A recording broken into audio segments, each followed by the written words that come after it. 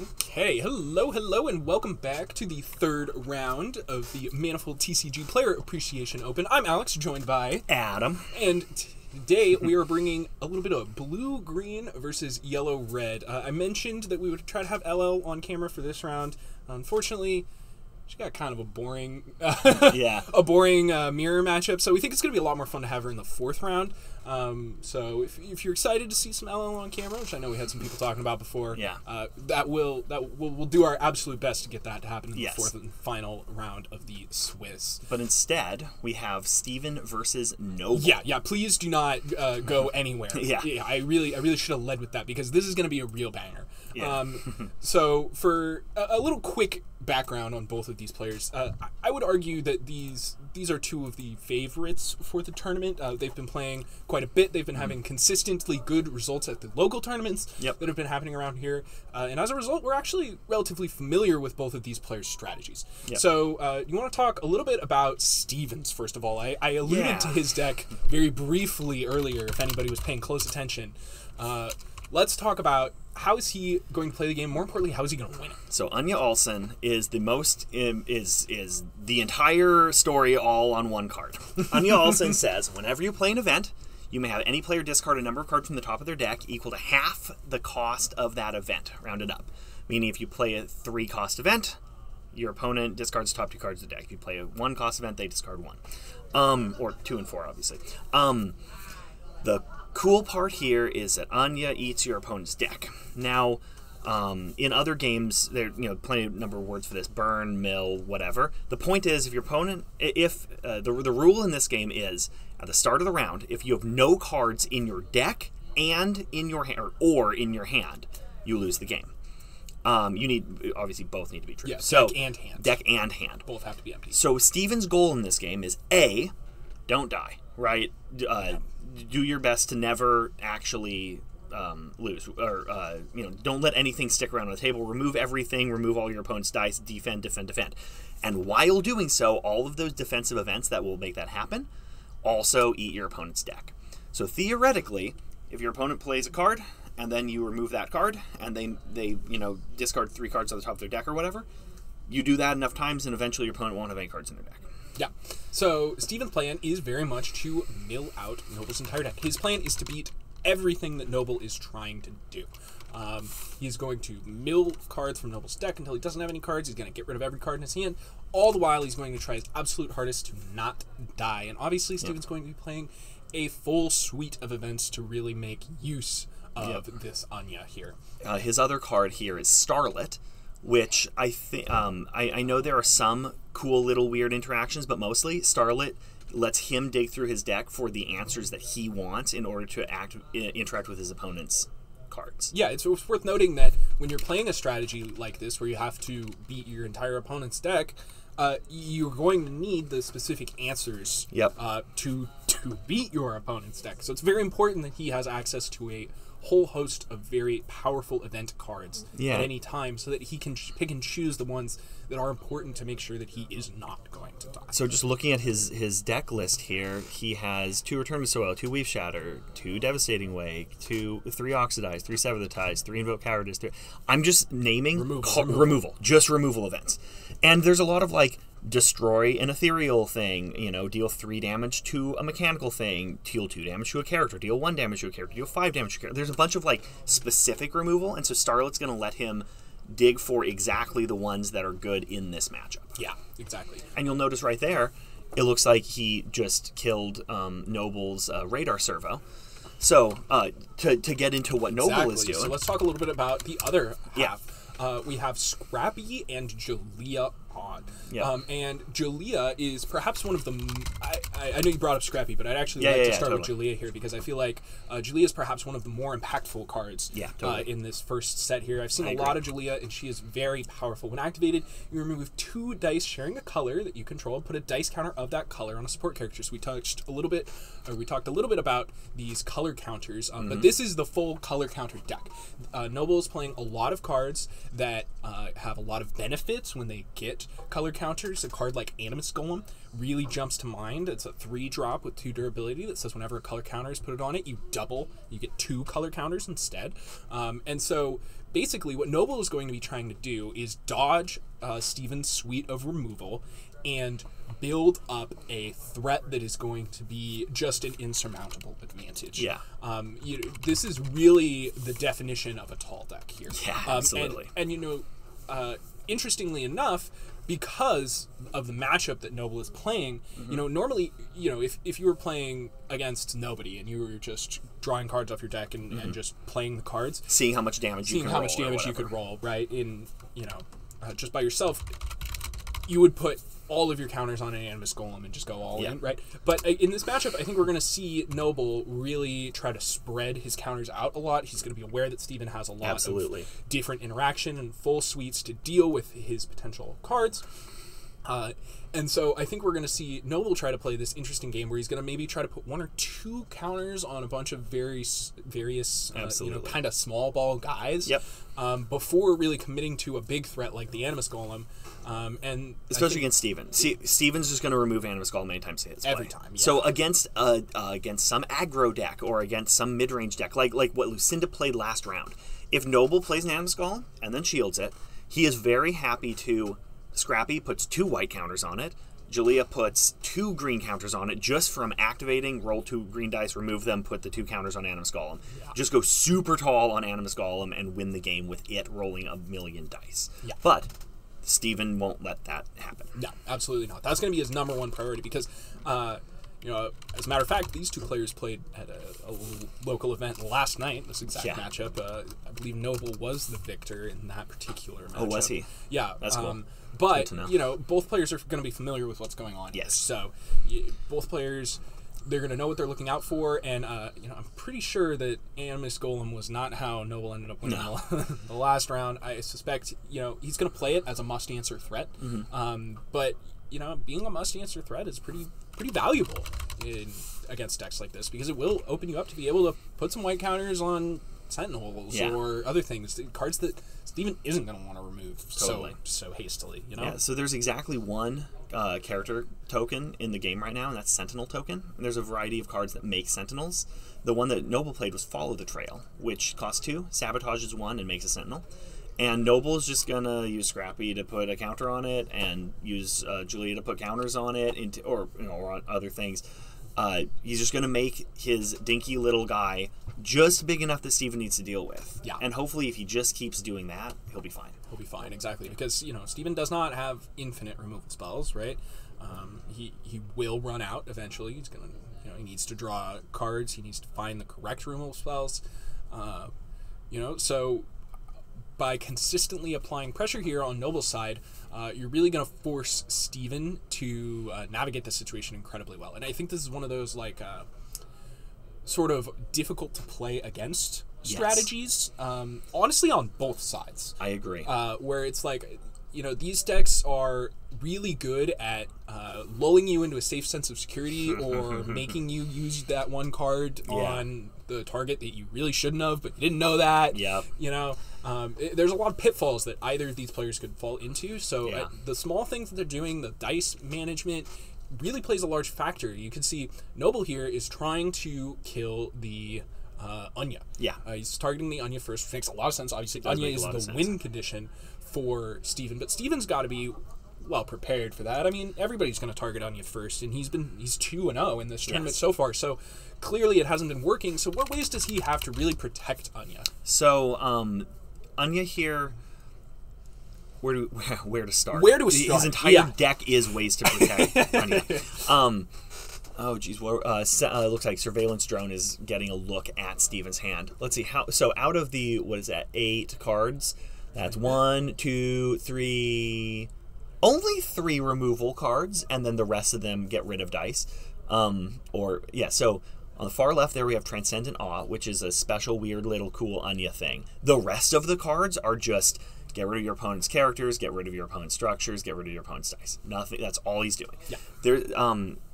Anya, more than any other any other hero in the game, that is, rewards you for answering 1-for-1 threats all the way down for the entire game. because usually if player A does a thing and player B answers the thing, no one really got ahead. But in this matchup, specifically, not dying for Steven means winning. Correct. Because Noble will eventually run out of things to do, and then he will lose the game. One of the pitfalls you can fall into in this matchup is, I'll play my thing, Steven removes it. I'll play another thing, Steven removes it. All right, next round, I'll play a thing, Steven removes it. I'll play a thing, Steven removes it. Next round. If you just do that, you will lose the game. Yeah. And Steven's deck is specifically built to prey on that. So, absolutely. So Noble has to find cool little ways to get around, not just playing cards and having them be answered all the way for the whole game. And so I think a particularly interesting thing that you're going to see in this matchup that we haven't seen really at all yet is Noble's going to be using shields on his support characters a lot, because Steven has no desire to attack Noble's heroes. He has less than no desire to attack Noble's heroes. He's not going to do damage to Noble's heroes basically all game if he has any choice. Yeah. Because he doesn't care. That's not how he's going to win. It doesn't matter. He doesn't roll dice that do damage. Not really. Not really. No red. Ooh, are there any red dice? One ritual circle. Yeah, there's. That might be literally the only way to roll a red dice. Is in Steven's hand, by the way, which is worth noting. But anyway, point is. Yeah. So by putting shields on Noble's support characters, he's going to force Steven to remove that shield. And it's worth noting that dice in your pool can only do damage to heroic characters. Yes. Unless you have a way to unless you have cards. Unless you have like specific interactions. Effects, right? So Steven, unless he has ways to remove these shields for relatively cheap, which, we see a card like Ritual Circle in his hand, which is maybe a good Well, that only hits heroes as well. Oh, does it? Yeah. Oh, my bad. Witchfire is actually a good example of that. Witchfire and is examine amazing. specimens. There's a couple ways to pin. So something that we haven't talked about yet is how damage and shields and durability work with support characters. So to kind of break it down a little bit, shields prevent damage. Support characters can only be damaged by cards and effects that target them. Dice only go after heroes, right? So Noble has a Sentinel token in play, for instance. Steven needs to play a card that deals damage to a support character or a support, mechanical or whatever, in order to kill it. But if Noble shields it, then that instance of, deal 3 damage to a support character would be eaten by that shield. However, destroy means destroy the thing and it gets around shields. Yeah. Destroy is more expensive, but we have a number of options that Steven has, like Landslide, for instance. Says deal 5 damage to a support structure or destroy a mechanical support. So, that was a haymaker. Was that a devastating wake, I believe? think? Yeah. Really, my point here is Steven can spend more gems to destroy shielded supports. He just has to pay for it. Yeah. And so, this is basically going to come back down to that gem race, right? That we talked about a little bit before in some of the other matchups, where getting ahead on board in the gems is going to matter a lot. If Noble can use shields to effectively force Steven to pay more mana than Noble is, then Noble can end up on the backside of that with a Magnite Student or something. And there's a lot of these small yellow guys that interact really profitably with color counters, and they're cheap too. Absolutely. So if you're forcing Steven to play, that's a good question, I suppose. Yeah. If we're forcing Steven to play, I don't think he is, because I think it's mostly mechanical stuff. So X the Magnite Student, but it's something, a Radar Servo with a counter, anything, a Prolific Tutor. Any of these kind of small ball cards that if Steven has to spend 4 mana because we put a shield on a Prolific Tutor to deal with it, then we can all of a sudden open up an option to play a few more servos, have some profitable follow the trail. Security Golem. It's going to be a house of a card in this matchup. Absolutely. If you're unaware, that card enters the battlefield with a shield already on it. So it's a perfect target to put some color counters on. There we go, Security Golem. Yeah, it grabs it shields itself and grabs a color counter. So you can activate your guy with the color counter on it, roll the dice, and then play Security Golem, grab that counter, activate it, so you get another use out of that. You get to double dip. It's generally not accepted at parties, but at Manifold parties, highly recommended. Highly recommended. Yeah. So Devastating Wake, it looks like it was played by Steven a little bit ago. That's one of the ways that he can catch up if he falls behind on board. It just deals 3 damage each character and removes all shields from everything. And so, if Noble has like 5 characters and Steven has a bunch of 1-for-1 removal, Devastating Wake pulls him back from that. So, absolutely. Yeah. It looks like Noble's rebuilding by playing Minuteman Sergeant. Or he did a little bit ago, and we're just catching up now. But Minuteman Sergeant rolls a red dice, and then also creates a Sentinel, which means that's 2 bodies for Steven to interact with. Steven has to spend 2 cards.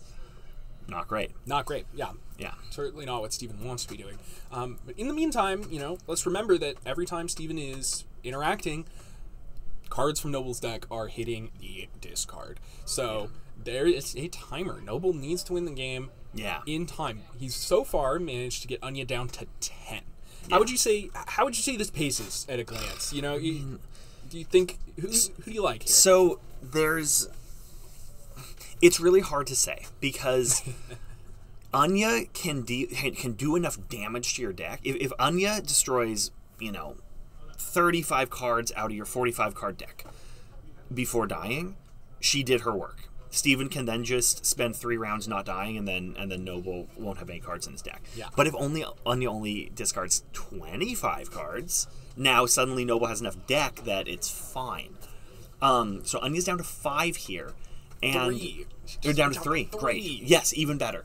And the real question is, how many cards are in Noble's deck? And I think it's pretty good for him. Looks like a lot at a glance. It's probably like 25. Yeah. If I was Steven, I would be concerned that we have not done the job here, especially because Noble's board state. Yeah, Noble doesn't. Like, Steven's not in a great, if Anya was at 3, but Noble didn't really have anything going on, we could be in a reasonable holding pattern where Steven could reasonably get another 10 cards off the top of the deck while Noble is, interacting and trying to kill it. But because I think, it is worth noting that Steven got the dig in here, so he's going to get to act first, which is big game here. Matters a lot. Because Noble just has so many more things to activate than Steven. I think that's probably going to happen almost every round. Which, unless Noble gives up a lot to This is really interesting. Steven's playing a Search of the Waste. Each player discards top 3 cards of their deck. You may return a card from your discard to your hand, which means Steven can grab a Devastating Wake or an Examine the Specimens or something, a good multi-pronged removal spell from his discard to his hand. And this also discards top 4 cards of Noble's deck as Search of the Waste, then Anya triggers. Yeah, absolutely. So, this is a card that isn't played very often. It's pretty much only played in blue-green Anya decks, but turns out it's a really big role player. It seems really good in this deck, though. It's really going to get... Because, when you mill 25 cards, and then you start to think, well, but we have 3 Search the Wastes in the deck. Yeah, exactly. Starts to get a lot more playable, right? Yeah, I mean, if you have 6 green gems and nothing to do, Search the Waste for Search the Waste for Search the Waste will mill your opponent out. Yeah. Now, because it keeps getting another copy. That being said, we have unfortunately reached the end of Anya's lifetime. Noble managed to activate that Sentinel there, and plus the Jalia, that's a frag grenade on the Jalia, if I'm seeing that correctly. I think that might be a fragmentation grenade that took out the Anya that he put onto Jalia there. Oh, neat. We just got a bunch of Twitch chat updates. I'm not sure. I thought it was updating. Maybe it wasn't updating. Either way, if you're putting stuff in Twitch chat, we're doing our best to make sure it gets seen, and I think it is now up to date. Disturbing lack of chain plasma rifle here. I fully agree. How's it going, Mr. Nubtub? It looks like Brad is going to be giving a tournament report and deck lists and stuff we're going to take a 30-minute break after this round, and it looks like Brad's going to come in and talk about how the tournament is going over, all over, after this round. But until then, we've got Anya dead, Noble continuing the offensive, and I am curious, I wonder if we can get a check of how many cards are in Noble's deck. Yeah, it definitely matters. I mean, at a glance, it looks like his deck is a little bit, or his graveyard, his discard is a little bit bigger than his deck. Yeah. So I'd probably guess that he's somewhere around 17, 18 cards in deck. If I had Which is enough. That's fine. Yeah, that's plenty. That's not a scary number. Yeah, especially because you got to remember that Noble can keep cards in his hand and he will not lose games as long as he has things in play. So Steven at some point has to kind of turn the corner and start rending those cards out of Noble's hand as well. And that when that is happening, that is going to give Noble time to make a final push because Steven has to commit resources to getting the resources out of Noble's hand to actually win, which, you know, is perhaps the one time against this Anya deck where you can actually pressure that, like, where you can actually pressure them to do things first, right? Because they're never going to make the first action otherwise, because they're down to just pass until the game's over. Right? So the one time where you do have that pressure is when they have to start rending your cards at the end of the game. So that's going to be a really interesting dynamic turn window. We'll see if it gets to that point, because it's really going to be ball in Steven's court to make the game even that close. Totally. The people at the table are saying that the Noble has about a third of his deck left, so about 15 cards. Okay. Let's say 12 to 15 cards. Something like that. And he's drawing 2 a round. As long as Noble doesn't draw more cards, like, that's 6 rounds. Plenty. That's plenty of time. Now, Noble might not have, like, good things to do, or Steven might play more Search the Waste to, you know, eat away. But the point is, if Anya isn't alive anymore, if Anya isn't here, Noble has so much more time. Yeah, absolutely. So the pressure is really off Noble at this point, and now we can see this Julia color counters deck starting to churn. Right? And normally it does this quite a bit earlier. Steven, of course, heavily interacted with Noble to prevent this for as long as he possibly could, but the advantage is just too overwhelming. The tide just keeps coming in. There's just too many threats. Steven couldn't answer them all, and eventually, I mean, look at all the dice. Yeah, it's crazy, totally. and this is starting to look bad for Steven. I mean, there really aren't a whole lot of cards. Like, you know, we saw Devastating Wake, which deals with a lot of support characters on the field, but there aren't really a lot of cards that deal with 15 dice in your opponent's pool. Yes, you know, that's true. You can deal with 2 or 3 good ones pretty consistently. Yeah, there's a couple good options, like, does he have Change the Tide in here? No, it doesn't look like. But he has a Diplomatic Meeting. Yeah, he has Diplomatic Meeting, which... Here's an example of a card that deals with dice. It costs 2. It re-rolls 1 dice an opponent controls, then blanks a dice, then sabotages 1. So in the best case scenario, you turn your opponent's 2 damage to a blank, and then blank another 2 damage, and then sabotage another 2 damage. Yeah. And it's great, but, like, in practice, you're probably getting rid of, like, 3 results may vary. Yeah, results may vary, unfortunately. But either way, my point here is Noble amassed a lot of damage. It doesn't look like Steven's going to be able to... He already activated all his guys. Even if Steven has a bunch of removal, like, there's a Devastating Wake. Great.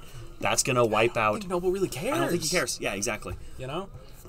Like, Noble's already activated all of his things, and he's just got so many dice. And all Steven has is Starlet with 16 HP. And I mean, look at the pitiful amount of dice on Steven's side of the field compared to Noble's. And that really is due to the deck building strategies at play here. Steven's deck is not really about rolling a lot. Yeah, Steven doesn't get dice. Oh, he does have Change of Tide. Just missed it. He does have Change of Tide. Good.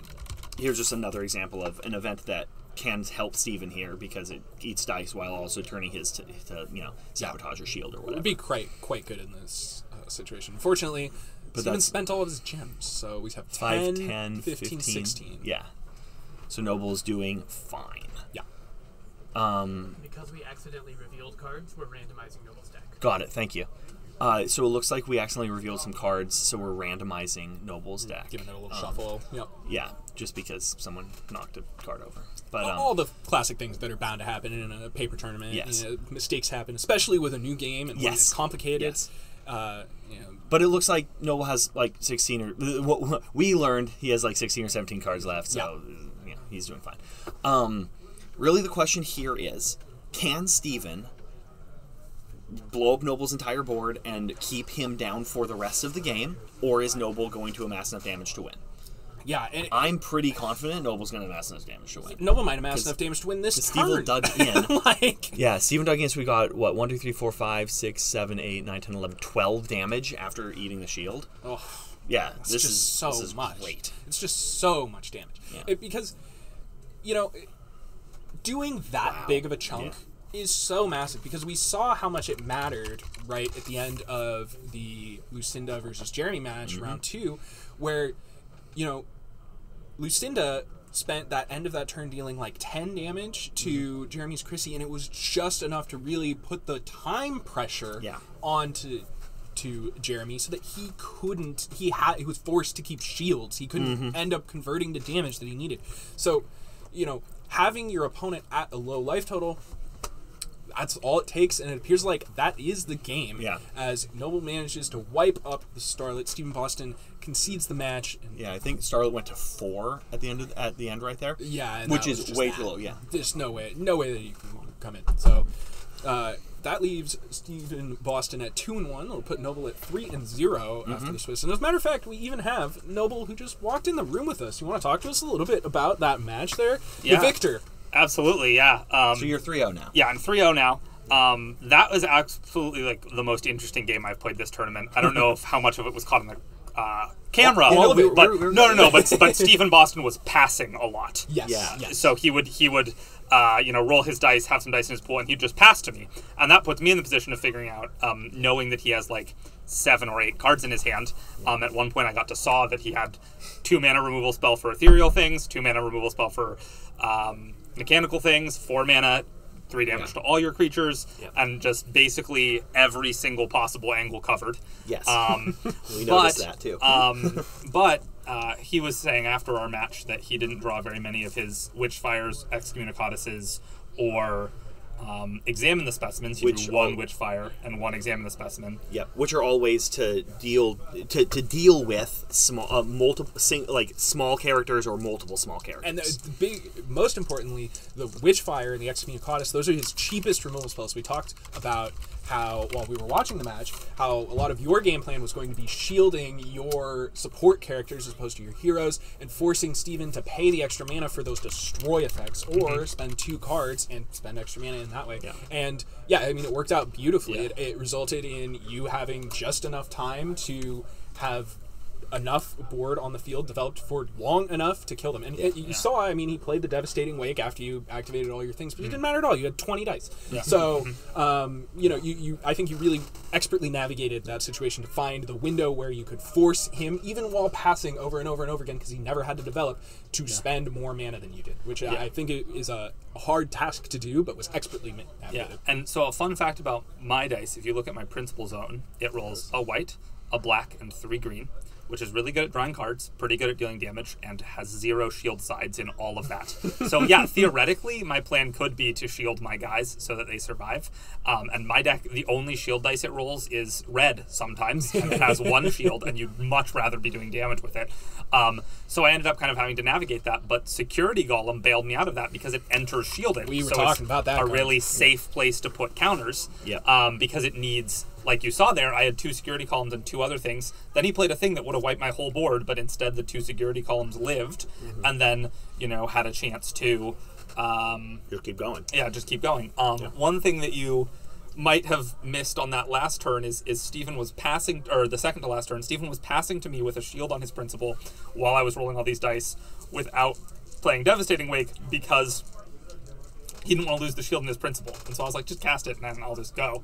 And he said, no, you ping off my shield. And I was like, okay. I pinged off his shield, then he cast it because he didn't want to lose the shield on his principal. So he waited for me to ping it off, then killed my stuff, then went. This is competitive Manifold. Remember when I was saying that there's a lot of small ball, little interaction between how the dice are playing and squeaking out every last shield.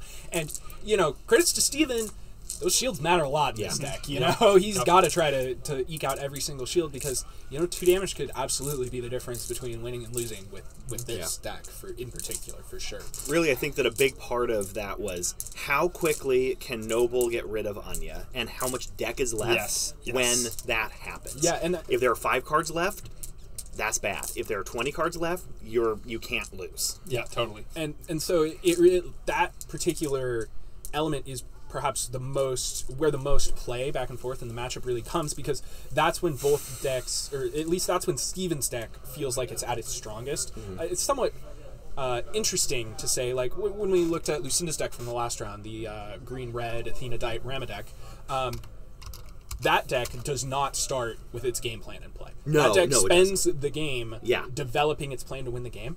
Steven's deck, almost more akin to like Jeremy's or Bryant's that we saw, starts the game with its win condition in play. Yes. So it doesn't have to do anything. It will win the game if you don't do anything. So that's the most dangerous part of the game for Noble's deck, which does not really start with its win condition in play. Neither, as a matter of fact, both of your heroes activate to put counters on a support character. Yeah, you so need to play it that So first. you really want to play a support character first. But against Steven's deck, it's so hard because if you try to play one support character, he kills it. You try to play another support character, he kills it. We just got milled 5 and Now we didn't get suddenly your anywhere. heroes don't do anything. You know, Yeah. so I think that I really liked how you played the first few turns of the game. It was exceptionally patient, but really tried to trade up with mana. Looking at Steven's hand with the surveillance drone, really effective stuff. Look at his when you looked at his hand, you saw that there wasn't that much removal. Like there were like okay, it was literally all removal. It was 7 removal spells in a ritual circle. It wasn't 3 examine the specimens, 3 excommunicodices, right? Yeah. It was a bunch of was removal spells. expensive. It was like 2 mana and 3 mana and 4 mana removal spells that are not going to be very good against Minuteman Sergeant. I drew all 3 Minuteman Sergeants that game, huge, and it was a great have because it's 2 bodies. And so even if he's answering it cleanly with an examine the specimens, usually examine the specimens would be getting 2 of my cards. Yeah, exactly. Right, and now it's instead getting just 1. Yeah. And when he played Devastating Wake, it just killed a Midnight Sergeant and Sentinel. It took two shields off, right? Yeah. But it still traded 1 for 1 with this, Yes, and exactly. it wasn't a 3 for 1. It wasn't unbelievably. So the key thing, right, is that you want to get a guy into play. You want to get a mechanical character into play to start building on with the Scrappy, because then it makes him use a card on your bad little random thing that you just got because you played Minuteman Sergeant, or follow and now you start making that or follow the trail, exactly. And then it starts, and since he rolls a bunch of shield dice, the Sentinels are extra good at just pinging off that shield, so you can resolve your big dice through that. Absolutely. So that was kind of my game plan was kind of play it slow, try to slowly build it up, and I know for 100% certainty, Steven is taking all of his damage dice and turning them into draw. I know with 100% certainty that he is not going to be killing my principals. Mm-hmm. So Jolly's ability to turn the E dice to roll black is really powerful to keep me turning through my deck and actually outputting damage. Totally. And so since neither of those heroes are going to die, I know that I don't have to worry about that. I don't have to worry about protecting them or anything. Mm-hmm. And that means that I'm pretty confident I can win a long game. The last thing I'd say is that Jollia has that ability to remove 2 dice from your pool to put a counter. Mm-hmm. And so in a lot of matchups, that's your way to get something really powerful started. Yeah. Because a lot of your ways to move color counters around, like Prolific Tutor, or add to them, like Continued Training, or double them, like Animus Golem, really are so much better when you're doing that with counter, or take them with Security Golem, are so much better when it's a premium dice counter that you're moving around, or doubling, or adding to, than when it's just a boon dice counter. That's what we call the white and black dice. Because the premium dice are so much better. But in this matchup, because I just needed to deal damage to my opponent, and because I expected my things to get removed, I used that 1 time to remove 2 random blank boon dice and put a boon counter and just roll an extra dice that turn. Yeah, I noticed that at the start, you just activated Julia and just rolled 3 dice and don't even worry about where you put them. Totally, exactly. Because it's like, exactly. Yeah, she's just going to roll the things and draw some cards, and those green are going to end up 2 damage. So Jolly is probably the centerpiece of your deck. Yeah, like Scrappy's important. Like they're both important in different ways. Yeah, but this one's splashy. And really, it's the combination of the dice that Scrappy makes are not actually that powerful if you don't have a good thing to do with E. Right? I've had that happen a couple times where the dice you're rolling have 1 damage, E, blank, blank, and so if you're not doing anything with E, that's 4 blank sides on a dice. Yeah, totally. So every time you roll it, two out of the 3. 2/3 of the time, it just doesn't do anything. Yeah. So the really thing that I noticed was Scrappy's going to roll a bunch of these dice, and if Jollia is turning all of those E's into 2 more dice, that's crazy. Yeah. That's really powerful. And so since I knew Jollia wasn't going to die, I knew that was going to be all right. So when Jolly is defeated, you lose access to her E ability, so those dice get so much worse. And so I think a lot of people, when playing against it, should know that you should target Jolly first. Totally. Almost always. That's awesome. Yeah, absolutely. Well, thanks for that breakdown. Yeah, thank you so much for the breakdown. And with that, I think we're probably going to cut to a quick break. Before we get to our 4th and final round of the Swiss, and then we're going to cut to the top 4. Yeah. So I think it's going to be a long break, right? We're actually going to break 30 minutes for lunch. Yep. And so we are going to go to a slideshow for a second here, but then I'm going to get someone else in here with me, and I'm going to be chatting for a little bit to fill the time until round 4 is ready to start. Okay, wonderful. So we'll be right back. Give us a little bit, and don't go anywhere. Or do and come back.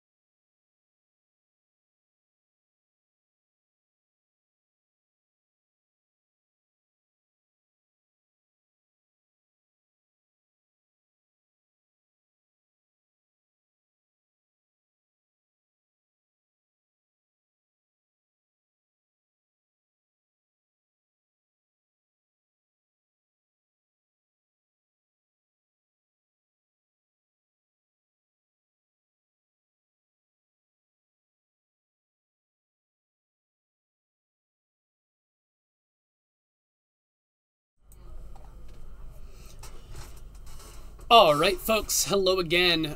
We are on our lunch break, so we're going to pair the next round at 1:40, which is in 23 minutes. This is Brad. I am the head judge of this event, and I'm one of the designers of the game. And I'm coming here to chat to you guys about the metagame, tell you a little bit about the decks that we have here, the standings for all the players involved. You're going to hear a lot of papers rustling as I'm floating through deck lists, so I apologize for that. I'm also happy to answer any questions, if there are any questions. Let me make sure this window is up and that we're happy about that. Great. That's what I wanted there. Okay, cool. So, we've got 10 players in the event. We're going to play one more round, and then the top 4 is going to play the elimination rounds for prizes. There is a $300 prize pool for this event total, so there's some pretty decent prizes. We've got Noble as the sole undefeated player, and if I'm reading this correctly, that means that he is guaranteed to be in the top 4. We then have 4 players that are at 6 points. So that's Bryant, Nick, Danielle, and Steven. And we've seen Bryant and Danielle were in round 1. We just saw Steven here in round 3. We haven't had Nick on camera yet, so there's a pretty good chance we're going to try and get Nick on camera for the 4th round. And so those folks all have 6 points. And that leaves Jeremy, Mario, and Lucinda at 3 points with a fighting chance to get in. So there are 5 players at 6 or more points right now. So if 3 of them knock each other out, that would allow one of the 3-point players to get up to 6 points and squeak in. Yeah, so we talked about, we just saw Noble's deck. So we saw Noble on Jalia and Scrappy. Red-yellow. We saw Bryant on red-yellow. Bryant is on E-Emergent and Rilo. So probably, I mean, there's several red-yellow decks here, and several of them are very aggressive, and it's pretty hard to tell exactly which ones are the most aggressive. But Bryant being on Rilo, and I can bring up some of these cards here if I figure out how to use my software.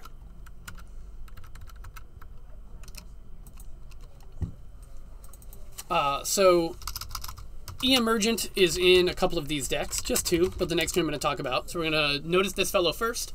Whenever you attach an object to a character you control, you may activate that character. This guy goes fast. He rolls dice very quickly, and there's 2 applications that are really relevant here. One of them is he allows you to get your dice out before your opponent can get their shields out. So a lot of times you can resolve your damage before your opponent has the opportunity to protect themselves. The other thing that he's very powerful that's very powerful, that's really relevant against Steven's blue-green control deck in particular, is when you play your attachment, you then immediately get your dice, which means your opponent does not have the opportunity to remove your attachment before you make your dice. Typically, the blue-green control deck is going to try to keep your opponent off of dice by destroying all of your objects when you play them before you activate them. And so just the fact that you get to make your dice when you play your support cards is a powerful way to attack control. So now we're going to talk about the difference between Danielle's and Bryant's deck. Bryant is on Rilo Octane. That's not it.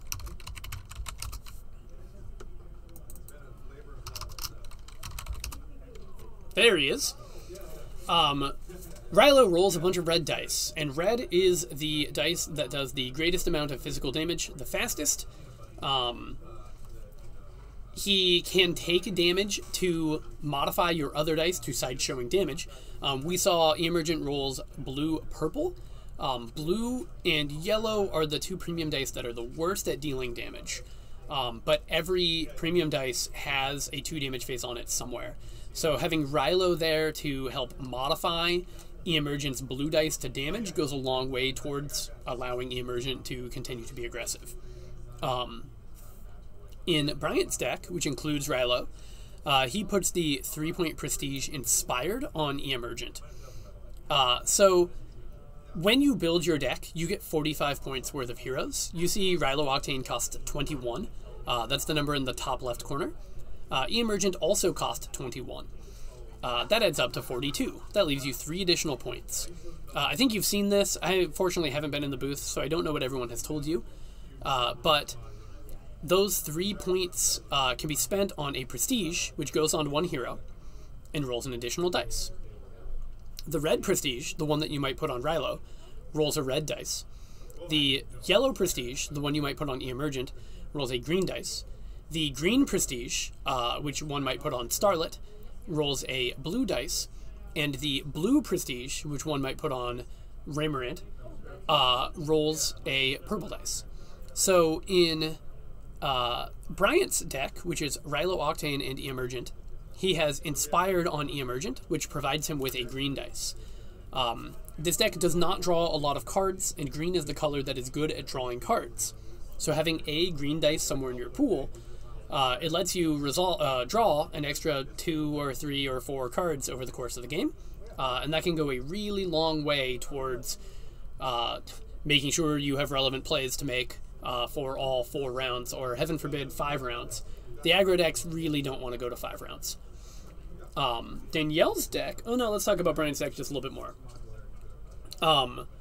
Brian is going to be dealing damage to his own Rilo in order to make damage, so he is very balls to the wall, and he doesn't have a lot of other places to put his attachments.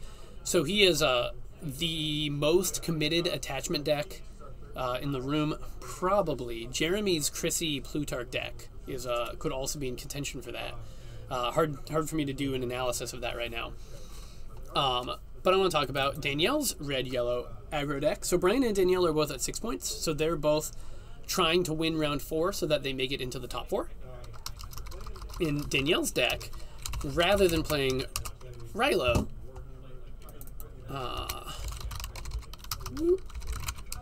plays this gentleman, Roan Galarn. You'll notice that Roan has a green dice in his normal activation line. Because of that, Danielle gets to put Combative on Roan, the red prestige, which rolls an additional red dice, because she doesn't need to put the yellow prestige, which rolls a green dice, on Emergent. This also means Danielle can more reliably put her attachments on Emergent, because if Emergent dies, Roan continues to roll 3 dice and have his ability, compared to Bryant, who already has 3 dice on Emergent. So if he's piling more attachments on Emergent, your opponent gets more when they defeat Emergent. Alternatively, if Bryant puts his attachments on Rilo, Rilo's going to deal damage to himself and make those attachments easier to kill. So Roan's ability is whenever you activate a character, you may exhaust a servo you control to roll red. So what is a servo? A servo is a subtype. I believe you've seen Sentinel tokens. I don't think I can bring Sentinels up here on the card fetcher. This is the only token in Tyryn Sentinels, which is the first set of the game. It is a 1 durability mechanical support character.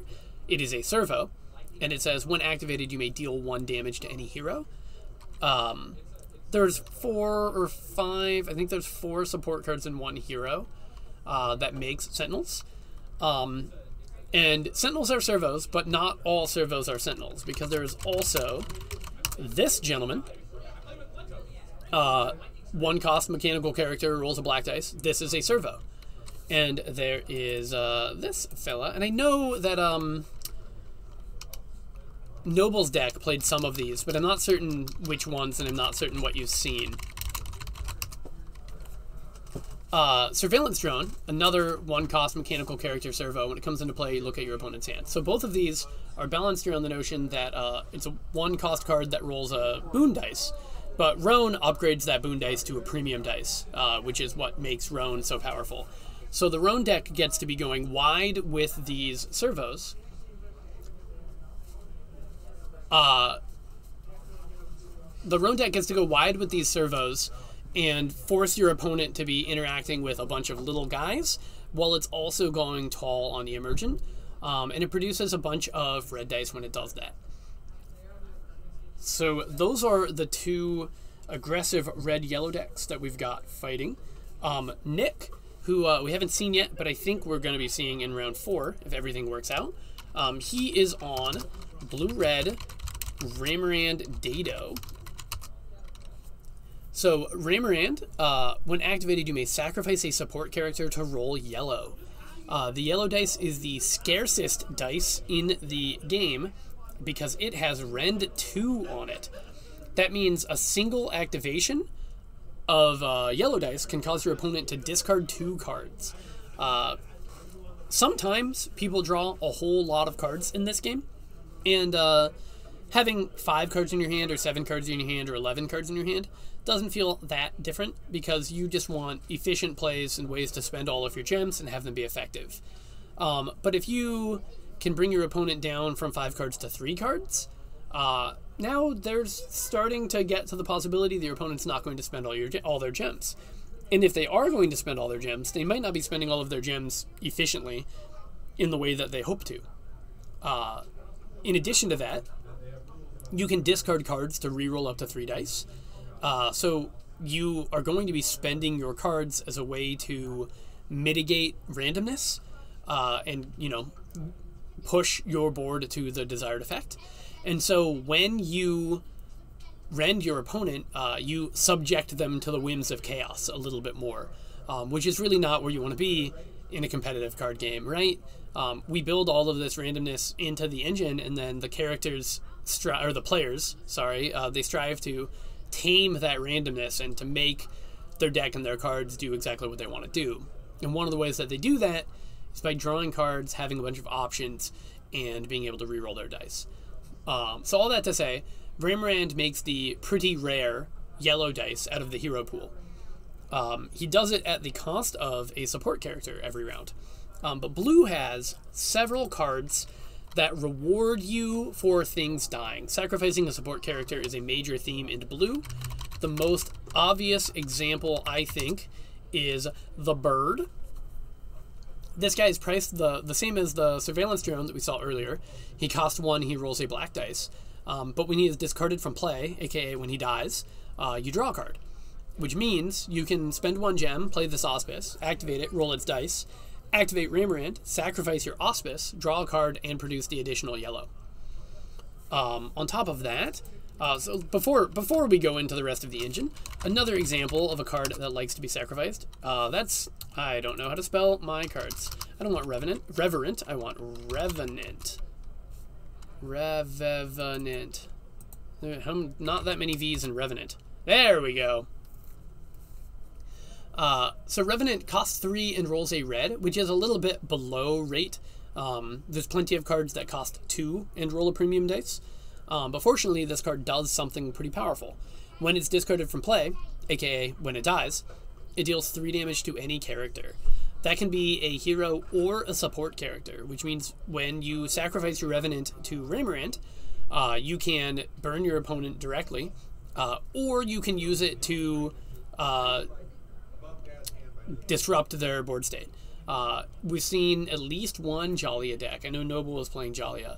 So Jalia likes to put dice counters on their support characters and make small support characters become relevant because you build on top of them. And so Revenant can be used as a removal spell to kill those things that your opponent has been growing. And then there's a bunch of engine pieces in blue as well.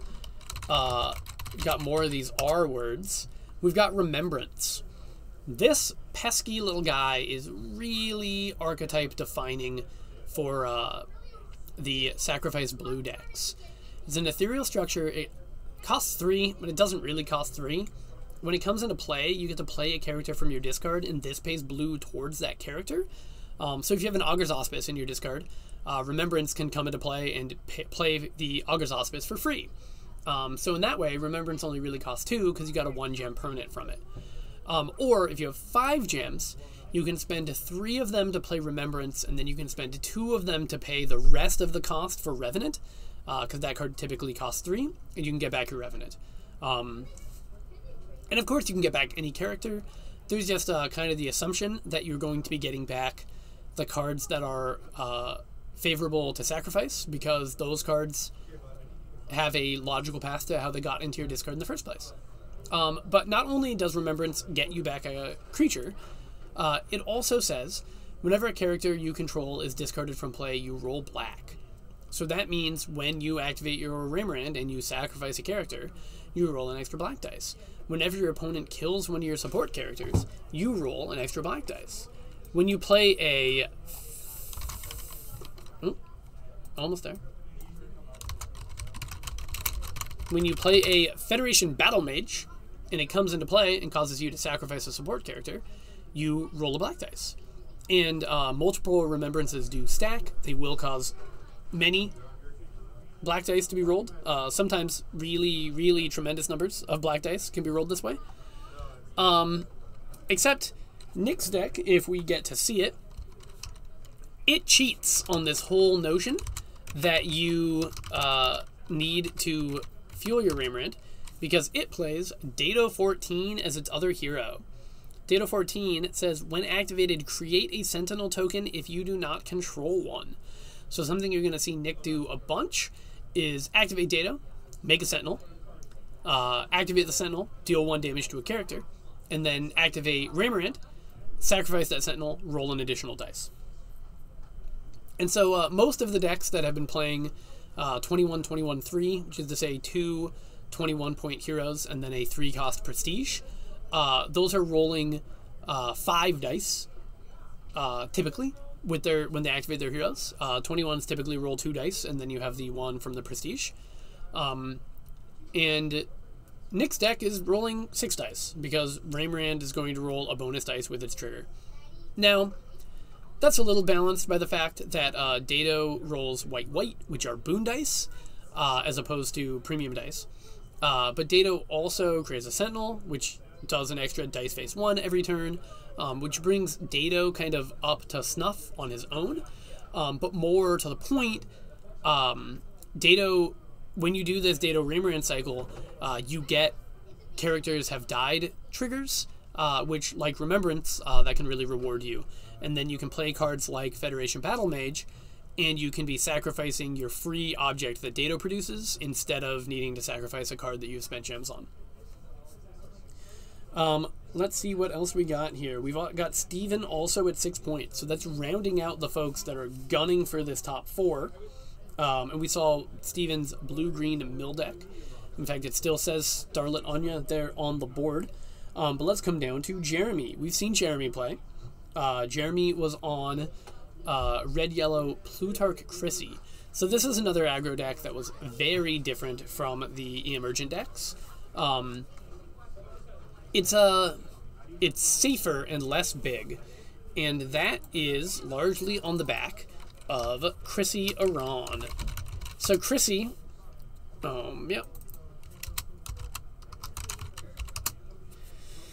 Chrissy the Beautiful. She redirects damage away from her, which means she always has to die last, which means you can pretty comfortably pile attachments on her. She is limited to 3 attachments, which, unfortunately, I was running the event. I didn't get to watch Jeremy and Lucinda's game that closely, but it looked to me like one of the tribulations that he ran into in the final round was that he was unable to put an additional attachment on Chrissy. But she goes quite big. She rolls 2 dice on her own. He puts a Reshaper on her, not Reshaper, Belligerent on her, to give her an additional red dice, and then he can put up to 3 attachments on her, which is often going to give you another 5 dice or so. Ooh, that is the timer. So what time is it? It is 1:36. So that means we're going to be putting up our pairings in about 4 minutes. So I'm going to have to go a little bit faster if I want to tell you guys about Jeremy, Mario's, and Lucinda's deck. But we've already seen Jeremy's deck. So let's move on to Mario's deck. This one's neat because it's the only mono-colored deck in the room. Every other deck is exactly 2 colors. I need to figure out what this card is really named. There we go. So Aiton is a Root Mage. He is a Roka guy. He was drawn by Alexander Elichev, and he is one of the true aliens. He comes from the planet of Bindoff. His people were told by their god to stay there and stay underground for a long time, and that time is not up. But people like Aiton have left the planet and are engaging in government and diplomacy on a solar system level. When he is activated, you may play a character, and this pays green towards it. So most of the decks that we've encountered have 5 gems in the first round, because their 2/21s each provide them with 2 gems, and then you make 1 additional one at the beginning of each round. Aiton breaks that. Aiton gives you 4 gems. You make an additional one at the beginning of the first round. That makes 5. And when you activate him, he plays a character and pays green towards it. That makes 6. So this is the highest gem availability deck in the room. Aiton does definitely pay for it. I talked about how most of the 21/21 builds, the heroes are rolling 5 premium dice. Aiton is only rolling 3 premium dice. So you need to make sure that that 1 extra gem makes up for that deficit that you're going to be experiencing every round. But there is kind of this secret advantage where with most of these decks, once you take 16 damage and you lose one of your heroes, you lose a pretty meaningful amount of your infrastructure. When you're playing just one hero like Aiton, this thing has 30 health, and you're going to be getting its full value for the entire game. So it's really interesting to try and argue whether this is good or bad against the really aggressive decks. You have 30 health instead of the 32, which is what you would typically have when you have 2 21 cost 16 health heroes. But you don't run the risk of losing a meaningful amount of your infrastructure partway through the game just by having your life total be attacked. So, yeah, we're either going to watch Nick or Mario in this next round, because those are the 2 people that we've been talking about now that have not been on camera yet. And then the last person that's still fighting for a slot is Lucinda. She was on the green-yellow Athena deck. Who else did she have in her deck? I don't remember. Athena Rama, right, the ethereal structures. Well, that's all the time I've got. We've got to go get our pairings back up. So I am going to swap back over to one of these slideshows. We will be back as quickly as we can. Thank you guys for hanging out.